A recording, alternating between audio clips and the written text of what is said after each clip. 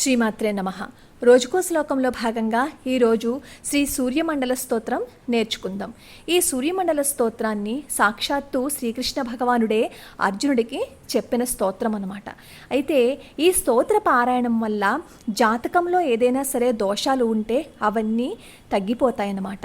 అలాంటి ప్రత్యక్ష దైవమైన సూర్యభగవానుడిని మనం ఆరాధిస్తూ మనతో పాటు మన పిల్లలకి ఇప్పటి నుంచి సూర్యారాధన అనేది అలవాటు చేస్తూ ఉంటే భవిష్యత్తులో వాళ్ళు ఎదుర్కొనే ఎన్నో సమస్యలకి పరిష్కారం దొరుకుతుంది. ఇప్పుడు పిల్లలు ఎదుర్కొంటున్న సమస్య కంటి సమస్య. అలాంటి సమస్యల నుంచి మనం పిల్లల్ని కాపాడుకోవచ్చు. ఒక్క కంటి సమస్య మాత్రమే కాకుండా ఆరోగ్యపరమైన సమస్యలు ఏమున్నా అవన్నీ కూడా పోతాయి.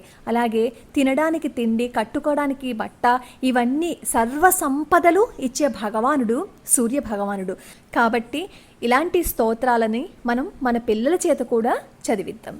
శ్రీమాత్రే నమః. నమోస్తు సూర్యాయ సహస్రరశ్మయే సహస్రశాఖాన్విత సంభవాత్మనే సహస్రయోగోద్భవ భావభాగినే సహస్ర సంఖ్యాయుగధారిణే నమః. యన్మండలం దీప్తికరం విశాలం రత్నప్రభం తీవ్రమనాదిరూపం దారిద్ర్యదుఃఖక్షయకారణం చ పునాతు మాం తత్సవితుర్వరేణ్యం. యన్మండలం దేవగణైః సుపూజితం విప్రైస్తుతం భావనముక్తికోవిదం తం దేవదేవం ప్రణమామి సూర్యం పునాతు మాం తత్సవితుర్వరేణ్యం. యన్మండలం జ్ఞానఘనం త్వగమ్యం త్రైలోక్యపూజ్యం త్రిగుణాత్మరూపం సమస్తతేజోమయ దివ్యరూపం పునాతు మాం తత్సవితుర్వరేణ్యం. యన్మండలం గూఢమతిప్రబోధం ధర్మస్య వృద్ధిం కురుతే జనానాం యత్సర్వపాపక్షయకారణం చ పునాతు మాం తత్సవితుర్వరేణ్యం. యన్మండలం వ్యాధివినాశదక్షం యదృగ్యజుస్సామ సుసంప్రగీతం ప్రకాశితం యేన చ భూర్భువస్వః పునాతు మాం తత్సవితుర్వరేణ్యం.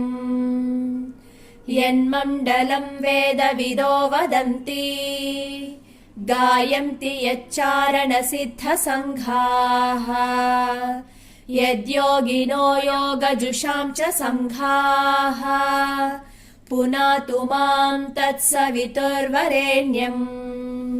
యన్మండలం సర్వజనైశ్చ పూజితం జ్యోతిశ్చ కుర్యాదిహమర్త్యలోకే యత్కాలకాలాద్యమనాదిరూపం పునాతు మాం తత్సవితుర్వరేణ్యం.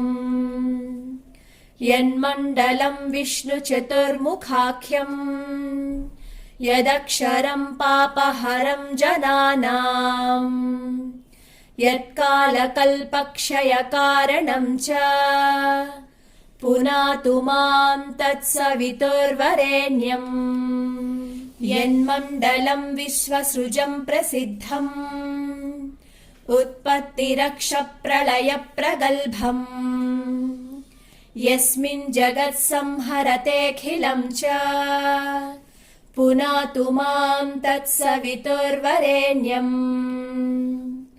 యన్మండలం సర్వగతస్య విష్ణోః ఆత్మా పరం ధామ విశుద్ధతత్వం సూక్ష్మాంతరైర్యోగపథానుగమ్యం పునాతు మాం తత్సవితుర్వరేణ్యం.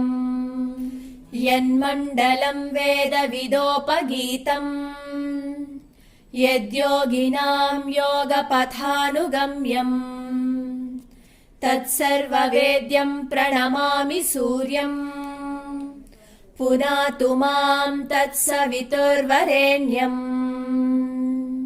सूर्यमण्डलसुस्तोत्रम् यः पठेत् सततं नरः सर्वपापविशुद्धात्मा सूर्यलोके महीयते इति श्रीभविष्योत्तरपुराणे श्रीकृष्णार्जुनसंवादे सूर्यमण्डलस्तोत्रम्